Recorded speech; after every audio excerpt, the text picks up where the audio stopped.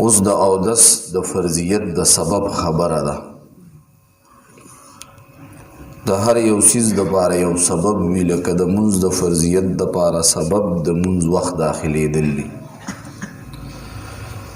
چې کله د مونځ وخت داخل شي نو په بنده باندې مونځ فرض شي، او چې وخت نه داخل شوی نو مونځ پې فرض نه دی. نو داسې د اودس د فرضیت سبب چې دی، اول دا دی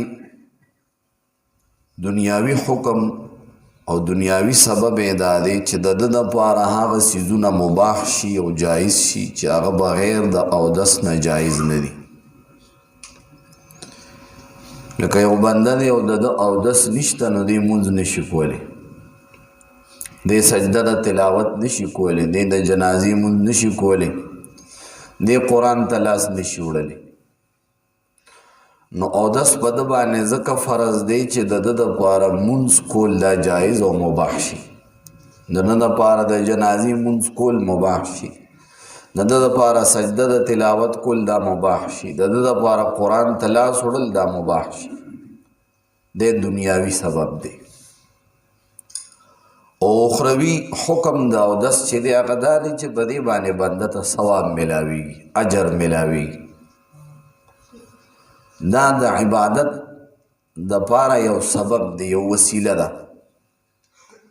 دې ته وسایل ویل کېږي، یعنی اودس ځان له عبادت نه دی، دا د بل عبادت دپاره ذریعه او سبب دی. نو په دې باندې بنده ته اجر میلاویږي. اودس په چا باندې فرض دی؟ په چا باندې اودس فرض کېږي؟ د هغې دپاره شرایط اول دا دی چې بنده به عاقل وي، لیونی نه، د عقل صحیح دی، نو په ده باندې اودس دا فرض دی چې کله دی بې اودسه وي.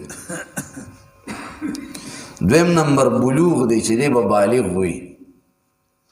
په نابالغه باندې اودس فرض نه دی.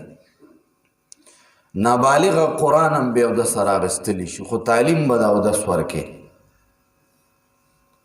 نابالغه که سبق وي نو تعلیم د اودس په ورکې، او که قریب البلوغ دی مراهق دی، مونږ ورته ځلموټی وایو، دې ته مراهق وایي، نو دی لکه د بالغ په شان په ده به پابندۍ سره اودس کې.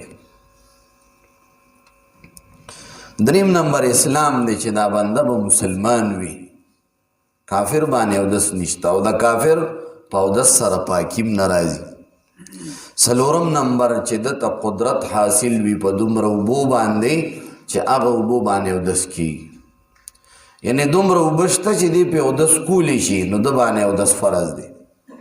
که اوبه کمې دي دی پې اودس نشي کولی، یا اوبه دونه دي چې یاره که دی پې اودس کوي نو بیا د څکلو اوبه نشته، یا د روټۍ د پخولو اوبه نشته، نو دا عذر دی. په دې وخت کې بیا اودس فرض نه دی. بیا د اودس خلیفه او قائم مقام تیمم دی.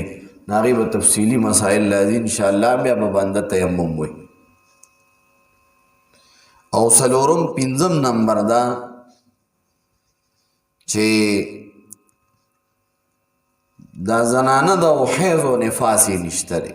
حیض و نفاس دوران کې اودس کار نه کوي، یعنی کاسې د برکت د حاصلولو دپاره او د بدن د پاکۍ دپاره. لکه علما وایي چې یاره زنانه باندې د حیض دوران کې مونځ خو نشته دی، مونځ ورته معاف دی او د روژې به قضا راوړي، خو که دا د مونځ په ټیم کې اودس کوي او په مصله کښېني او ذکر کوي نو دا ښه خبره.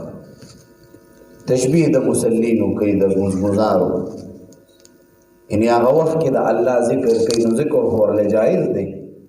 نو که یو زنانه حیض دی یا د یو زنانه نفاس دی، نو هغې دپاره اودس په هغې باندې لازم نه دی، ځکه اودس سره د هغې پاکي نه راځي.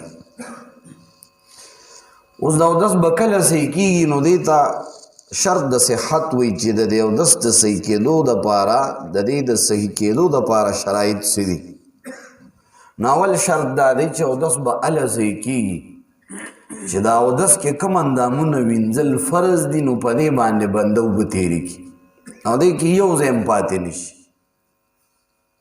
او که دې کې لږ شان ځای پاتې شو لکه مخ وینځل دي د یو غوږ د پستې نه بل غوږه پورې د ویښتو د شورو نه والې لاندې د مرۍ د اختتامه پورې د لاسونو انځل دي تر د څنګلو سره د ګیټو سره څلورمې حصې باندې د سر لوند لاس راښکل دي که دې کې یو شی پاتې شو یا په دې اندام کې لږ ځای پاتې شو نو اودس به صحیح نه وي او بل شرط دا دی د صحت چې بنده لکه مخکې چې څنګه مو ووی زنانه هغه به حیض او نفاس نه وي که حیض او نفاس وي نو د دې زنانه اودس نه کیږي